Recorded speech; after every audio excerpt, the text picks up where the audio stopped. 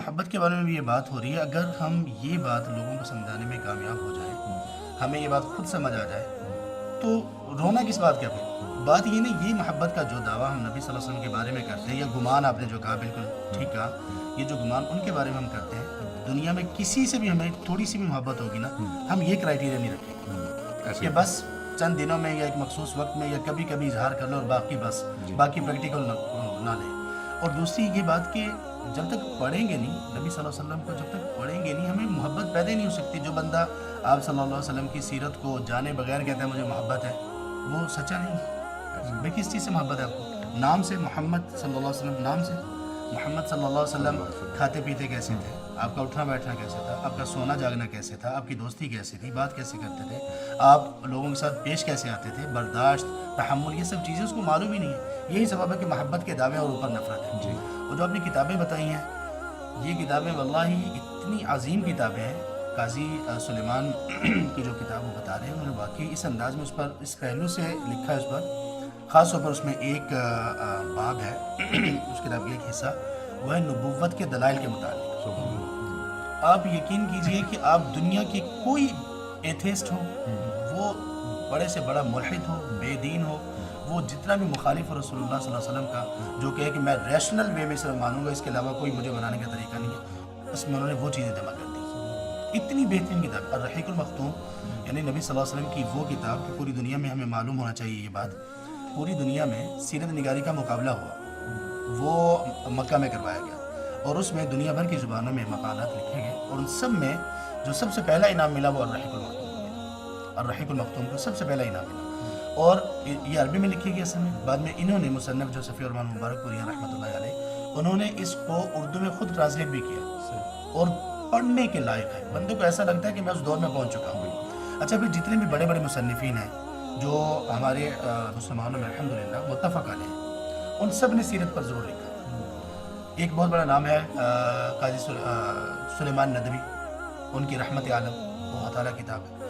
ایک مشہور نام ہے ابو الحسن, سید ابو الحسن علی ندوی رحمۃ اللہ علیہ, بہت بڑا نام ہے. ان کی عربی کی جو تصانیف ہیں, عرب لوگ فخر کرتے ہیں کہ یہ عربی کی تصانیف ایک مسلمان شخص نے لکھی, اور اتنی اعلیٰ اور اتنی زیادہ ایلوکوینٹ لینگویج اس میں یوز کی گئی ہے, اور اتنی فصاحت اور بلاغت ان کی کتابوں میں.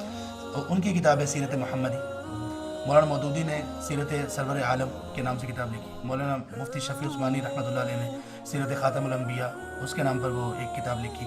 یعنی جو بڑے سے بڑا مصنف لے لیں وہ آپ کو یعنی اس پر زور لکھا. اور جو زاد المعاد ہے اس کی تو بات ہی نہ کریں. علماء یہ کہتے ہیں جب سے یہ لکھی گئی, یہ 7ویں صدی ہجری کی ہے, 7ویں صدی ہجری کی, انہوں نے بلکہ 8ویں صدی ہجری کی, 751 میں ان کی وفات ہے. اس کے بعد سے آج تک کہتے ہیں کہ بہت لوگوں نے بہت کچھ لکھا سیرت پر, بہت لوگوں نے لکھنے کی کوشش بھی بہت کی, لیکن اس جیسی کتاب جو قبول اس کو ملا اور جو یہ کتاب لکھی گئی, کوئی کتاب ایسی نہیں.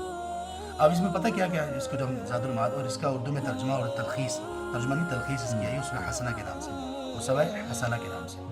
اور انگلش والوں کے لیے آپ بھی کچھ بتائیں گے کتابیں, لیکن یہ الرحیق المختوم کا دی سیل نیکٹر کے نام سے ترجمہ ہو چکا ہے.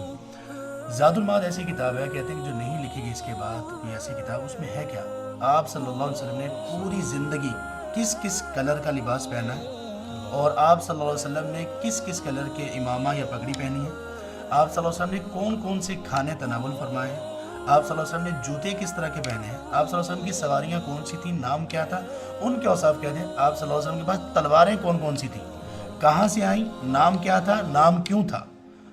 یعنی آپ صلی اللہ علیہ وسلم کی متعلقات کی اتنی زیادہ, اس قدر زیادہ انہوں نے اس میں تفصیل دی. تو آپ صلی اللہ علیہ وسلم کے شب و روز کے بارے میں کیسا ہو, یہ زاد المعاد. اور انہوں نے نام کیوں رکھا, یہ نام کیا ہے, زاد المعاد کا کیا مطلب ہے. المعاد جب ہم دوبارہ سے ہمیں لوٹایا جائے گا, زندگی دوبارہ دی جائے گی, جی کر اٹھنا, وہاں پر, وہاں اس قیامت کے دن اور آخرت میں آپ کے لیے زیادہ سفر کون سی چیز ہے, زاد المعاد. سبحان اللہ. اور اس میں سبحان اللہ ایک ایسا پیٹرن تھا کہ اس سے پہلے سیرت پر ایسی اس انداز میں کتاب نہیں لکھی گئی, بعد میں لکھی گئی, کہ آپ کو سیرت کے انداز میں ہی آپ کو اتنی فقیحانہ باتیں بتا دی, اتنے مسائل بھی سکھا دیے, نماز روزہ حج زکوٰۃ کا طریقہ بھی بتا دیا, اور پورے شب و روز بتا دیے گئے. تو یہ بات واقعی ٹھیک ہے کہ اگر ہم کسی بھی انداز میں, کسی بھی پلیٹ فارم پر, کسی بھی لیول پر نبی صلی اللہ علیہ وسلم سے محبت کا دعویٰ کرتے ہیں, اور ہماری محبت میں یہ اسٹڈی نہیں ہے, مطلب ذرا تنہائی میں سوچنا چاہیے, دل لگے گا کہ